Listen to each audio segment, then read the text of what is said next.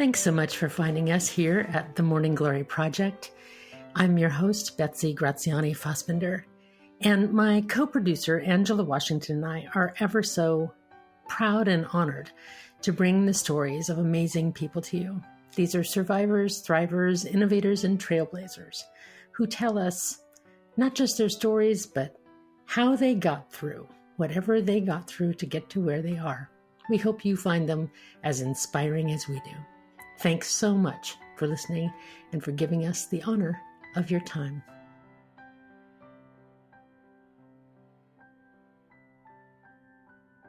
It is my great pleasure to welcome to the Morning Glory Project, Audrey Edwards.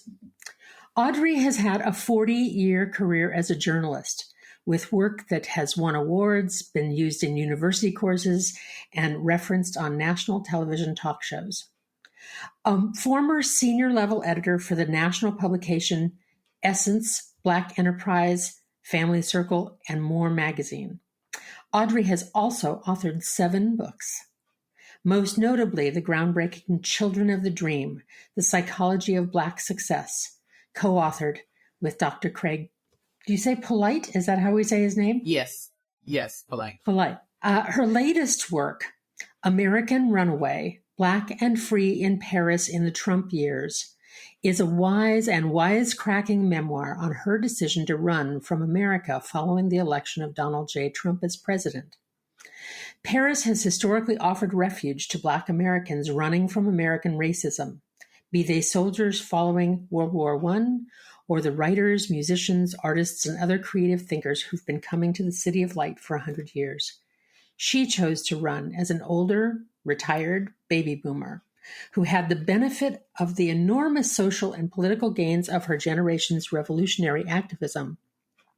She was not inclined to remain in America watching those gains come under assault by the new Donald J. Trump regime. Audrey Edwards, I'm so happy to have you with me today. And I want to preface our conversation by saying, of course, my politics have been suggested and hinted at throughout all of my interviews on the Morning Glory Project, but I haven't been overtly political. And we are recording this it'll be playing in September of 2024, which is just a couple of months before the American presidential election. So heads up, readers, we're going to get political today. We're not going to shroud this today. And my reason for not getting overtly political in the past is because I wanted the stories to be accessible to lots of different kinds of folks. But this story the politics of this cannot be ignored. And so I want to put them right in the middle where they belong. So Audrey, welcome. I'm so happy to have you at the Morning Glory Project. I'm honored and flattered to be here. Thank you. So the title of your book, American Runaway, Black and Free in Paris in the Trump Years. Tell me what prompted you to be a runaway. I mean, it's implied, but I really want to hear. And your book fascinated me in so many ways. And I feel like I'm learning a great deal by reading it. So I'd love for people to hear your story. Well, thank you. What prompted me in 4 words, the election of Donald J. Trump as president of the United States of America. And I had been threatening kind of, flippantly that if he was elected president, I would leave the country. Not thinking for a minute that I would have to do that. I just knew he wasn't going to be elected. It seemed preposterous that he was even running. And I knew he certainly was not going to win. So when he did, once I got over the utter shock, I put in motion the little plan that I had. I had lived in Paris briefly 10 years before, tried to retire there. The euro against the dollar was such that I could not afford to do that. But I did know people. I had friends. And I said, okay, I was about to turn 70. And I said, I'll just retire and go to Paris for 3 months, hang out, because I knew traditionally American presidencies had what they call a 3-month litmus test, kind of a 90-day trial period to see how the president's going to do. It was naivety on my part, but I just knew in 90 days, everybody would realize a mistake had been made. Well, there you were, being rational and reasonable. There you were, having good common sense. How dare you in such an era? Right, exactly. I mean, I can't tell you, Betsy, how shocked I was at all of my basic instinct to leave was correct. Everything else was like, what were you thinking? So it was pretty clear, 60 days in, 75 days in, he was going to be there. No one seemed to be as appalled as I was by things being done, appointments being made. I think the first thing he did, I said in the book, before he took his hand off the swearing-in Bible, he was denying entree to the country to 7 targeted groups, Muslims from certain parts of Africa. And I'm like, are you kidding me? And that was immediate. So that kind of set the tone for things to come, which nevertheless surprised me. Well, like you, I don't think that prior to 2015 and then 16 and since, I don't think that prior to that era I ever cursed at the television. And certainly not, if I ever did I ever do it so frequently or so vehemently as I have 10,000 times since. So I can see why there were lots of people that I know, relatives, loved ones, friends, who said, if he's elected, I'm moving. First of all, none of them did. And not all of them were people of color. And so I was intrigued because it was Black and free in Paris. And so while we also aren't ignoring politics, we're also not ignoring race in this conversation too. Because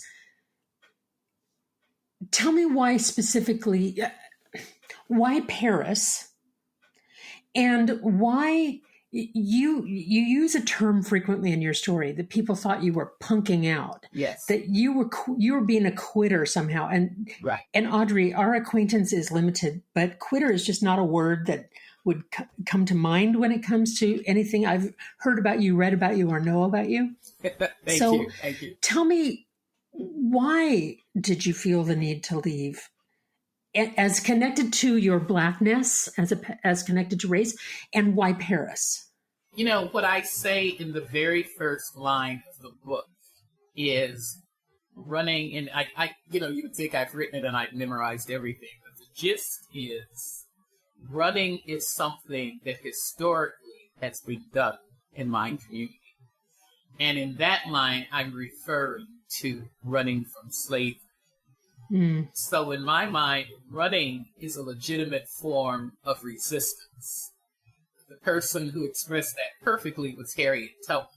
Mm. And I do say, even the never-caught revolutionary Harriet Tubman knew that there were times when running was the appropriate response to a situation. And that it wasn't punking out. That it wasn't a lack of courage, but simply an acknowledgement of the, I lack the word, but the insurmountableness, if that even is a word. Well, it was kind of, for me, age had a lot to do with it. I'm a baby boomer. So my generation fought for all of the rights that we now see being slowly eroded and taken back. So part of it was a weariness on my part. I was coming in on 70, I'm tired. I could see that we were going to have to fight some of the same battles that had already been fought. And I didn't feel like doing that. That's one. And then I just wanted peace of mind as a senior citizen. I wanted to be in a country that was beautiful. Paris, in particular, has always had a historic connection to Black Americans, dating back to World War I. Well, and that was a bit of history that I knew a little bit about, but not to the degree that you share it in your story. I was struck by something that you wrote that Josephine Baker had said, that someday she realized that she was living in a country where I was not afraid about America, where I was afraid to be Black. Yes. Yes. So one day I realized I was living in a country where I was afraid to be Black. And as a white woman, I can empathize with vulnerability. As a woman, I think we're vulnerable in our culture, but I have never been vulnerable because of the color of my skin. I've been vulnerable because of my gender, so I can understand to a degree. But that notion of being female and and being Black, being a woman of color, it's exponentially more vulnerability, it would seem to me. Am I gathering that right? Yes.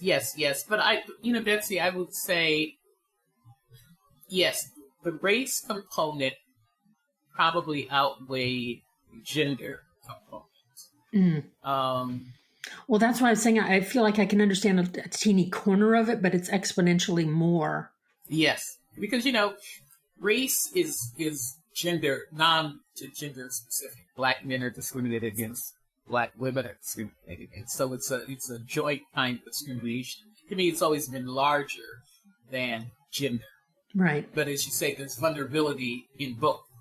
Right. Well, at one point in your story, you say something that, when people say to you, well, there's racism in France too, for Pete's sake. Well, there's racism everywhere. Of course, yes. There's racism everywhere. But how is it different for you as a person of color in Paris versus a person of color in America? Can you tell me several of the differences? Because I found that very fascinating.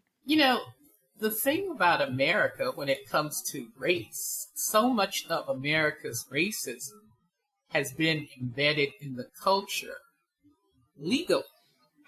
There have been Supreme Court laws passed that legalized discrimination and racism and inequality. Well, I mean, the very foundation of Black people were 3/5 of a person, at the very beginning. So in our very inception, there was built in that horror. Yeah. And, America, the big contradiction, America was purported to be a democracy, but it was built on slavery.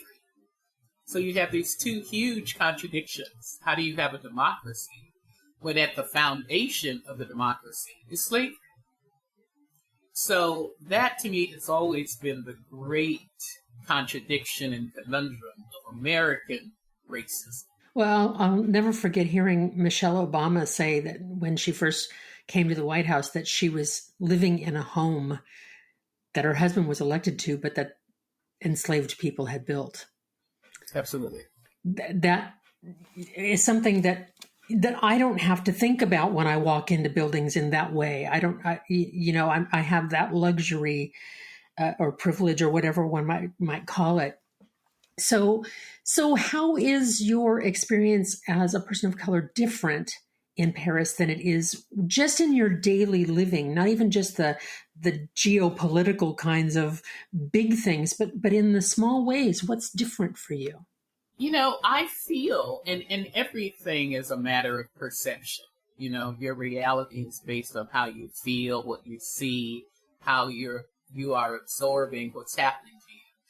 What I feel in Paris is that race is not what people are reacting to first when they see me.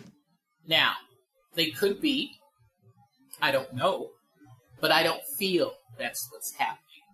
So why? I don't mean why don't they react that way. I mean, what behaviors occur or don't occur that make you feel that way? Okay, my favorite is it was wintertime. I live in a building where you have to go, there are 3 buildings. You have to go through a courtyard to get to the first building to get out. So it's a snowy day. I have on boots. I'm tall. I'm, clunk, clunk, clunk the boots. I come into the first building and I'm walking behind a little, very chic, older, petite French woman. She doesn't even turn around. I'm clunking behind her. She's walking slowly. As I'm passing her, she turns and looks at me and says, "Bonjour, madame." And that's it. There was no first of all, the fact that she didn't even turn around, which is not a racial thing, that's an American. I don't know anywhere in America where you're walking behind somebody in a building. In this case, it's a corridor, a wide corridor, say a vestibule, but she didn't even turn around. So there was an absence of fear and suspicion in that way? Exactly. That's first. She's comfortable enough in her space not to be bothered by somebody being behind her.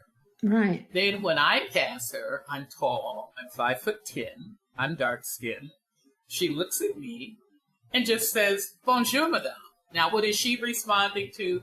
Another woman who's walking past her, going out.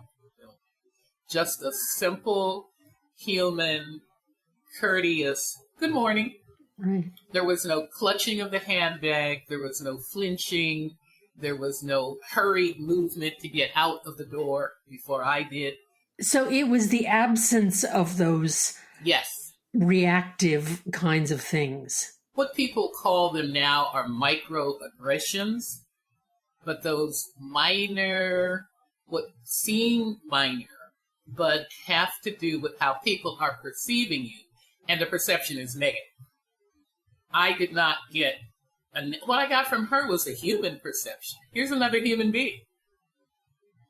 Didn't matter that I was a woman, that I was black, that I was tall, that could have been short, whatever. You're another human being. The French, by and large, and it's kind of like in the South, there's a kind of hospitality. You just speak. Bonjour. Right. You just do that as a matter of course. But as you probably know, in America, people are always, I feel, in a reactive mode that is often negative.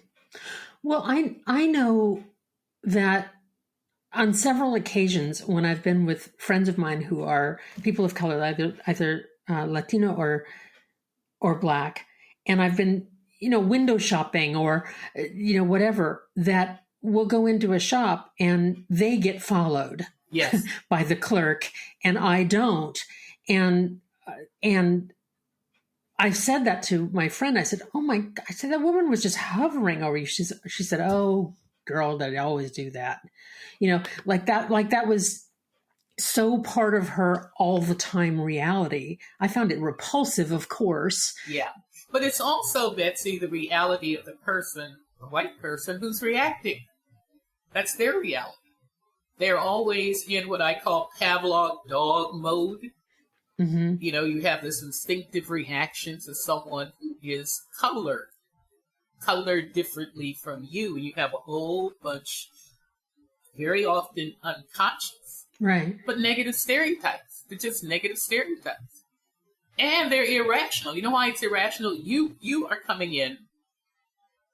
You're a white woman. You're a white blonde woman with a black woman.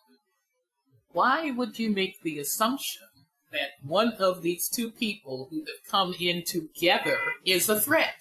I mean, I might be the thief, right? Yeah, right. I mean, I might have been that thief. But why are you even thinking that there's a thief? Exactly. Well, I want to go back to the notion of microaggressions for just a second, because, there's an expression that's always seemed weird to me, but comically strange, but apt in this case, that someone is nibbled to death by ducks, right? It's like it's just peck, thousands and thousands, that you still end up dead, but it's not one stab, it's nibbled to death by ducks. It's torture. And it's continuous. Yeah. And it's always, and I thought about that expression as I was reading bits of your story and thinking, oh, another nibble, another bite, another nibble, another bite. Just that it's constant. So you, unlike some of my loved ones who said, if he's elected, I'm moving, you did. And you, like so many of us, thought, well, he won't last. Sure as hell they're going to kick him out. And indeed, he did get impeached twice. Not that it did any good, but they tried. I didn't think he'd last. I thought he'd quit because he's a big baby, and because he's lazy and a thousand other things. But I think that the limelight and the drunkenness of the new kind of power and fame and recognition was intoxicating. Plus, he could do more bad things, which is what he's prone to do. So here we are now, 2024. You are still living in Paris, but you are back for a visit, or I'm not quite sure. You know what, Betsy? I've never left the United States permanently. What I do is go back and forth. Okay, so I'm bicontinental. Okay, so you're here, and you stepped back into New York the very week that Kamala Harris became the presumptive nominee for the Democratic Party. So there's some weird symmetry happening to our conversation today, that we would be having this conversation today. Can you tell me what it has felt like for you to step back into this country at this moment? I'll tell you something, Betsy. One of the things that's happened to me in Paris is that the book has been very well received by the Black American expat community. And I've been invited to moderate a program that's being done in September, looking at how we overturn Project 2025. Now, what the Kamala Harris candidacy has done is given me brand new hope, inspiration, a real sense that America is pivoting in the right direction. I feel this is almost revolutionary in terms of what it means for a Black woman to really very likely be headed to the White House. So that's been invigorating. I'm going to start sending money. I'm going to work in any way I can to make it happen. And what I will say about America, and it has its many, many faults, but I think what has always been most redeeming about America is that in its own way, it still tries to live up to the promises of democracy and freedom for all. You know, we have these movements forward, we have these movements backward, and this is a country that's always, trying to be its better self, which is admirable. It really is. Well, one of the things that's felt so out of kilter for the past 8 years now has been, I've always felt like so let me go back to before 2015, right? I always felt like I disagreed with lots of people who were more conservative than myself, disagreed with many policies and all of those things on the right, and that I'm probably moderate left and very left in some ways and a little conservative in a couple of ways, right? Like lots of people, I'm a mix of things. Yeah, right. But certainly left in most of my thinking. Political leanings. In most of my political leanings and the way that I typically vote. But I always thought that there were principled people on the other side, that even though I disagreed with them, I could respect that they had a differing opinion than mine, but that they still had some of the same values that I did. That they just thought they needed to go about it in a different way. They had different economic policies, and they thought that they could achieve equality differently. I think they were wrongheaded. They think I'm wrongheaded, but that I could find respectability on that. What's been different in this era for me, and look, there have been evil people on both sides of the aisle since the beginning of time. So I'm not talking that there haven't been evil, but right. What's different this time is that the principled voices in the conservative world have gotten real quiet. And very few. It's been the unprincipled and the people that hold terrible values, that believe you to be inferior to me, that believe, immigrants to be less than those born here, that believe liberals to be crazy. That it's different. I just turned 65, and it's different at this point in my life than it was 20 years ago. It just is. Yeah. And so I felt always that our democracy was built to wobble between progressive and conservative, that's almost a good thing, that if it was 100% progressive all the time, we'd probably move too fast and harm ourselves. And if it was too conservative all the time, that we would never get anywhere. So the wobble between those two things among principled people works. But we're outside of that now. And I'm wondering for you, if that was the difference something about this era different than, and of course the Jim Crow era had that too, right? That was the last example of that, the pre-civil rights era. And this seemed like an echo back to that. You know what? Okay, Betsy, this is what I feel. We are post-civil rights. And what I believe is now happening, and I didn't know what form it would take. We now have a whole new generation of Black people who are educated, who are politically conscious, who have money, who have resources. So on the one hand, it looked like the gains that we made were being set back. And to some extent they were. However, I always knew, and I didn't know what form it would take, but I knew this could not stand because we have a whole group of folk who are not going to let it stand. You mean this will not stand, meaning the Trump, yes, the MAGA craziness, world. The craziness. Okay. Crazy.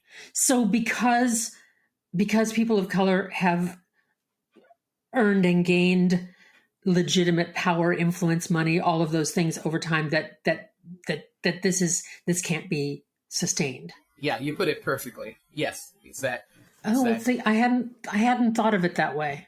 Yeah, and see, Kamala Harris is now living proof of that. Mm-hmm. And you talk about principled people being quiet. And what to me is now happening is that those principled people are now making noise. I was talking about principled people on the far right being quiet. Okay, you know what? I'm going. Okay. You know who I saw today? Jeffrey Duncan, former lieutenant governor of Georgia, went to his first Democratic rally this week. He's not converting to the Democratic Party, but he is voting for Kamala Harris. Well, that's the kind of folks, because I've been trying to kind of flip this on myself and saying, now, wait a minute. What if my preferred party, if the Democrat or Independent Party, which I've voted for both, what if my candidate turned out to be corrupt and evil and crazy? Yeah. Could I hold my nose and vote for Jeb Bush? Yeah. Right? Yeah. And I'd have to hold my nose, but I would do it. But see, I think the better candidate could you vote for, and I think this is what's happening. Oh, there are better candidates. I'm just saying that I don't like him. I don't like what he stands for. I don't like the Bush family for what they've done. Mm-hmm. But I see them as better than corrupt on my side, right? Oh yeah, if you were on the right. See, I think what's happened, the people on the right, what they see that it's really just untenable is Donald Trump. So the question 3 weeks ago would be, could I hold my nose and vote for Joe Biden? And the answer to that might have been no. Exactly. Well, and so my effort to flip it would be, what if I had somebody on the left equally as nuts and crazy and corrupt and despicable as Trump? Could I vote for a benign right-wing character? Right. I guess what I'm kind of getting at is principle above party and patriotism above party, and that it's time to bust up the lines between the character matters. That I want to vote for somebody. I would really, really, really love to not turn on the news every day next year and wonder what the hell is the president up to. Yeah, we had 4 years of that. We had that for 4 years. Well, except that we've had the constant drumbeat of Trump in the background and the trials and the all that stuff. Yeah, for 8 years. Yeah. I guess what I'm saying is I would really like that to leave our constant consciousness again. And I'm grateful to you, Audrey, for this book because, as always, we have lots to learn from someone else's perspective, and you've offered me yours.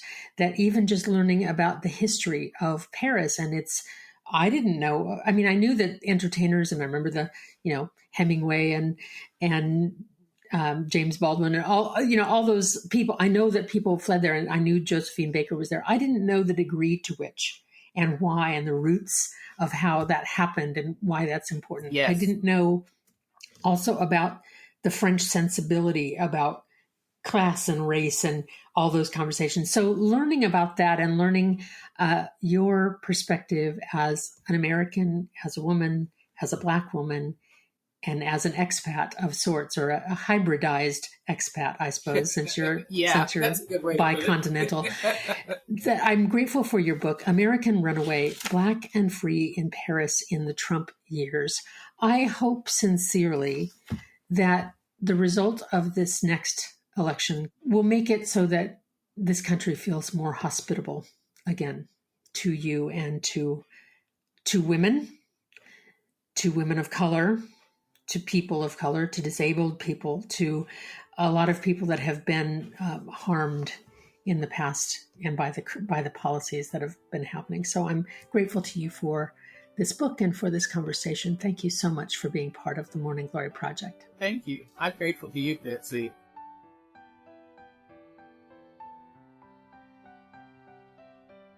It has not been the practice here for me at the Morning Glory Project to have an overtly political conversation in terms of advocating for one party or one candidate or another.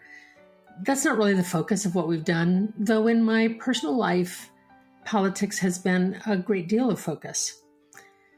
But today I chose to make an exception, partly because of the season in which we are finding ourselves, and also because of my guest, Audrey Edwards. Audrey's book, American Runaway, is beautifully written and also eye-opening, in a way, a glimpse into another kind of experience different from my own. What I can say about politics for the last 8+ years is that it's gotten uglier, more stressful, more painful, more worrisome, more agonizing to be a part of. And I know that for lots of us, the threats to our rights, the pandemic, the policies of the extreme right, I'm not talking about principled conservatives here, I'm talking about mega extremists. It's been troubling. It's been stressful and worrisome, and it's cost me, I know, elements of my mental health in terms of just feeling worried and having difficulty sleeping sometimes. And I know that it's cost people mental health in terms of just how stressed they feel. So I understand Audrey's urge to flee. I think that lots of us felt that, but I also want to say that there's a part of her urge I didn't understand. I couldn't, because I don't walk around in skin that gets people to make certain assumptions about me. I don't walk around as an object of discrimination in that way. As a woman whose rights have been eroded a lot in the last few years, I can build a bridge, an empathy bridge between what I know and how threatening this era has felt for me to what I imagine it must feel like for a person of color. But it's only my imagination. It's through conversations and reading and understanding another's experience that those empathy bridges that we build from our experience to that of someone else's, that's where we get the girders and the cables that help that bridge to be stronger. So I'm really, really grateful that Audrey was willing to share her story with us, with me. I also wanted to say something about running away, that sometimes to run away is the healthy thing. Audrey talks about it in historical and racial terms, but I want to talk about it in terms of nature. You know, nature goes into dormancy in winter. It blooms, it blooms, it blooms, it grows, and then it recedes and it rests. Then it blooms again. And I want to take that inspiration and say that sometimes we need to retreat, even if it's just for a matter of number of hours of a day or a couple of days off where we're allowing ourselves not to think or act. I've been doing a lot of activism to help the causes that I believe in and the candidates that I support. But I've got to go on a media diet sometimes and just clock out. I have to rejuvenate myself. I have to play with friends and play board games and watch silly TV and hold my grandson and try to make him laugh. For Audrey, it meant going to another country, at least for part of the time, where she could feel like she could clock off a little bit from the pressures she was enduring. There's nothing punking out about that. It's sometimes the brave thing to do.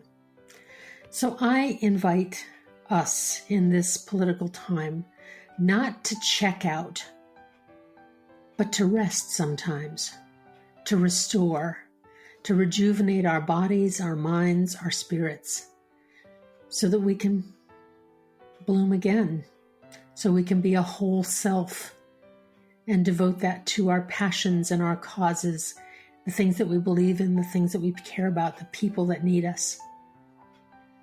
Because that's the best way that we can all bloom. Thanks so much for listening to the Morning Glory Project, and I hope that where you are, that you are finding rest, restoration, rejuvenation, and that you get to bloom.